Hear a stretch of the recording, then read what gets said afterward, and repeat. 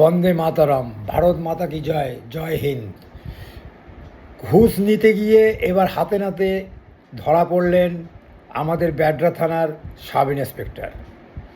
আমি এর আগে একটা প্রতিবেদন করেছিলাম যে সমস্ত থানা বলুন, বিভিন্ন জায়গা বলুন, রাস্তায় দাঁড়িয়ে পুলিশদের ঘুষ নেওয়া সব কিন্তু বন্ধ হয়ে গেছে। এখন কিন্তু এসব করতে গেলে ধরা পড়লেই সাসপেন্ড, চাকরি নিয়ে টানাটানি।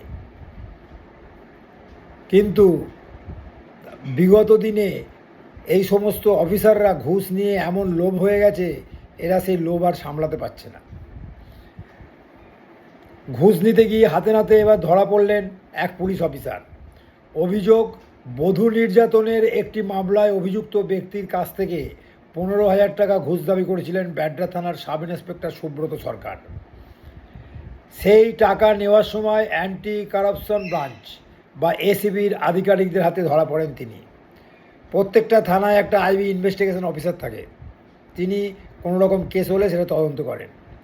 এই তদন্তকারী অফিসার, পুলিশ সূত্রে জানা গেছে একটি বধূ নির্যাতনের মামলায় ওই ব্যক্তির বিরুদ্ধে মামলা দায়ের হয়েছিল।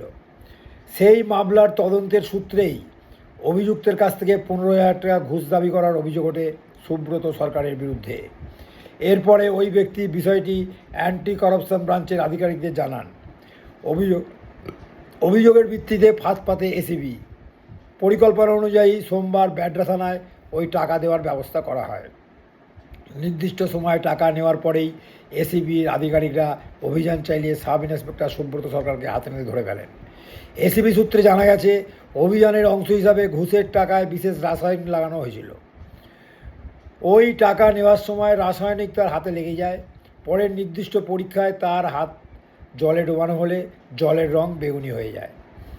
এর মাধ্যমে ঘুষের টাকা গ্রহণের বিষয়টি যাচাই করা হয় বলে জানা গেছে। তিনি যে ঘুষ নিয়েছেন এটা তার প্রমাণ।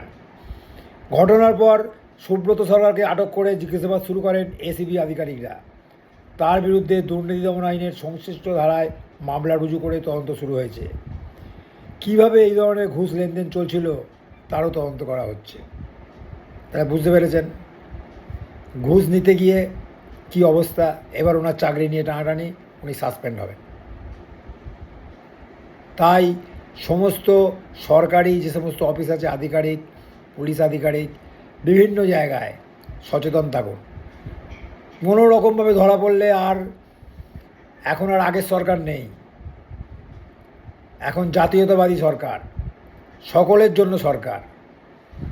তাই এরম কিছু করার আগে 10 বার ভাবুন, ভেবে কাজ করুন। নমস্কার।